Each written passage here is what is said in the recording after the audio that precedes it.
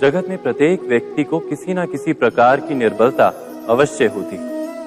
जैसे कोई बहुत तेजी से दौड़ नहीं पाता तो कोई अधिक भार नहीं उठा पाता, कोई असाध्य रोग से पीड़ित रहता है तो कोई पढ़े हुए पाठों को स्मरण में नहीं रख पाता। ऐसे अनेकों उदाहरण और भी हैं।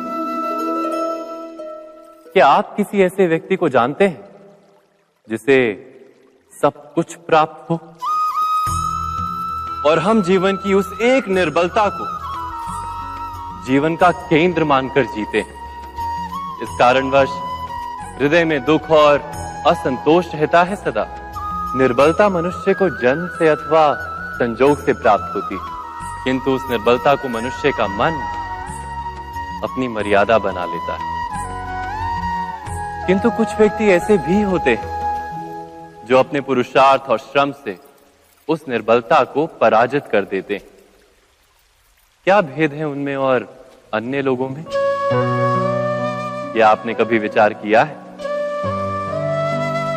सरल सा उत्तर है इसका। जो व्यक्ति निर्बलता से पराजित नहीं होता, जो पुरुषार्थ करने का साहस रखता है हृदय में, वो निर्बलता को पार कर जाता है। अर्थात निर्बलता अवश्य ईश्वर देता है, किंतु मर्यादा मनुष्य का मन ही निर्मित करता है। स्वयं विचार कीजिए।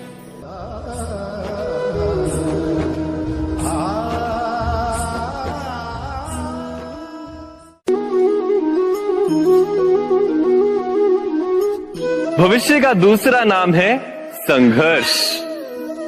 हृदय में आज इच्छा होती है और यदि पूर्ण नहीं हो पाती तो हृदय भविष्य की योजना बनाता है। भविष्य में इच्छा पूर्ण होगी ऐसी कल्पना करता रहता है, किंतु जीवन ना तो भविष्य में है ना अतीत में।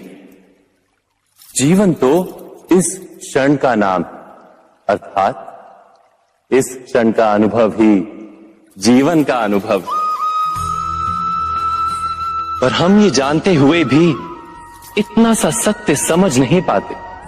या तो हम बीते हुए समय के स्मरणों को घेर कर बैठे रहते हैं, या फिर आने वाले समय के लिए हम योजनाएं बनाते रहते हैं और जीवन जीवन बीत जाता है। एक सत्य यदि हम हृदय में उतार लें कि ना हम भविष्य देख सकते हैं, ना ही भविष्य निर्मित कर सकते हैं, हम तो केवल धैर्य और साहस के साथ भविष्य को आलिंगन दे सकते हैं, स्वागत कर सकते हैं भविष्य का। तो क्या जीवन का हर पल जीवन से नहीं भर जाएगा? स्वयं विचार कीजिए।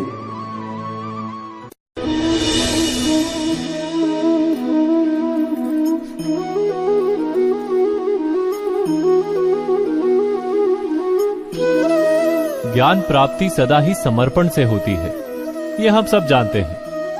किंतु समर्पण का वास्तविक महत्व क्या है? क्या हमने कभी विचार किया? मनुष्य का मन सदा ही ज्ञान प्राप्ति में विभिन्न बाधाओं को उत्पन्न करता है। कभी किसी अन्य विद्यार्थी से ईर्ष्या हो जाती है, कभी पढ़ाए हुए पाठों पर संदेह जन्मता है और कभी गुरु द्वारा दिया गया दंड मन को अहंकार से भर देता है। नहीं, क्या ऐसा नहीं होता? न जाने कैसे कैसे विचार मन को भटकाते हैं और मन की इसी अयोग्य स्थिति के कारण हम ज्ञान प्राप्त नहीं कर पाते। मन की योग्य स्थिति केवल समर्पण से निर्मित होती है। समर्पण मनुष्य के अहंकार का नाश करता है। ईर्ष्या, महत्वाकांक्षा आदि भावनाओं को दूर कर हृदय को शांत करता है और मन को एकाग्र करता है। वास्तव में ईश्वर की सृष्टि में ना ज्ञान की मर्यादा है ना ज्ञानियों की। गुरु दत्तात्रेय ने तो गाय और श्वान से भी ज्ञान प्राप्त कर लिया था। अर्थात विषय ब्रह्म ज्ञान का हो या जीवन के ज्ञान का या गुरुकुल में प्राप्त होने वाले ज्ञान का, उसकी प्राप्ति के लिए गुरु से अधिक महत्व है उस गुरु के प्रति हमारा समर्पण। क्या ये सत्य नहीं?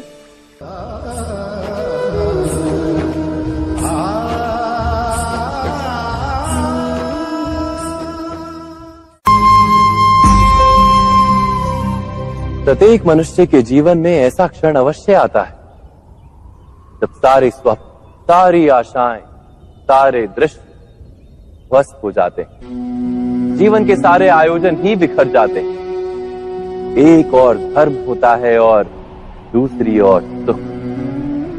इसी को धर्म संकट कहते हैं।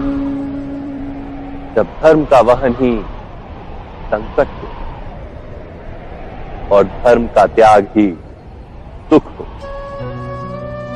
विचार कीजिए, कभी किसी स्वजन के विरुद्ध सत्य बोलने का अवसर प्राप्त हो जाता है, कभी ठीक दरिद्रता के समय सरलता से चोरी करने का मार्ग प्राप्त हो जाता है, कभी किसी शक्तिशाली राजनेता या राजा के कर्मचारी का अधर्म प्रकट हो जाता है। सबके जीवन में ऐसी घटना बनती ही रहती है। अधिकतर लोग ऐसे किसी क्षण को धर्म संकट के रूप में जान ही नहीं पाते। हमें किसी प्रकार के संघर्ष का अनुभव ही नहीं होता। सहजता से सुख की ओर खींचे चले जाते हैं, जैसे मक्खी गुड़ की ओर खींची चली जाती। वास्तव में धर्म संकट का क्षण ईश्वर के निकट जाने का क्षण होता है। यदि हम संघर्षों से भयभीत ना हो, सुख की ओर आकर्षित ना हो, अपने धर्म पर दृढ़ रहे, तो ईश्वर का साक्षात्कार दूर नहीं।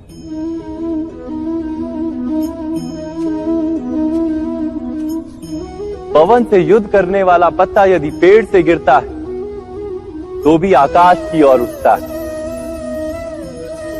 पवन से झुकने वाली घास वहीं भूमि पर रह जाती है। अर्थात धर्म संकट से यदि हम संकट को ही टाल दें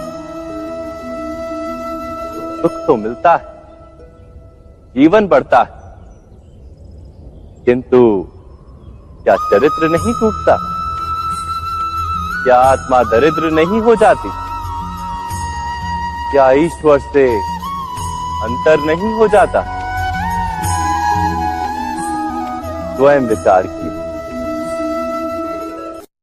दो व्यक्ति जब निकट आते हैं तो एक दूसरे के लिए सीमाएं और मर्यादाएं निर्मित करने का प्रयत्न अवश्य करते हैं। हम यदि सारे संबंधों पर विचार करें तो देखेंगे कि इन सारे संबंधों का आधार यही सीमाएं हैं जो हम दूसरों के लिए निर्मित करते हैं। और यदि अनजाने में भी कोई अन्य व्यक्ति इन सीमाओं को तोड़ता है तो उसी क्षण हमारा हृदय क्रोध से भर जाता है। इन सीमाओं का वास्तविक रूप क्या है? क्या हमने कभी विचार किया? सीमाओं के द्वारा हम दूसरे व्यक्ति को निर्णय करने की अनुमति नहीं देते। अपना निर्णय उस व्यक्ति पर थोपते हैं, अर्थात किसी की स्वतंत्रता का अस्वीकार करते हैं हम।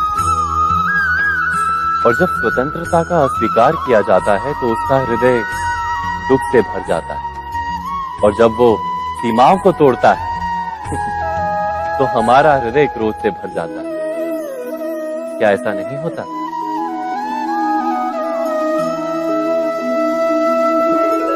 पर यदि एक दूसरे की स्वतंत्रता का सम्मान किया जाए तो किसी मर्यादाओं या सीमाओं की आवश्यकता ही नहीं होती। अर्थात जिस प्रकार स्वीकार किसी संबंध का देह है, क्या वैसे ही स्वतंत्रता किसी संबंध की आत्मा नहीं?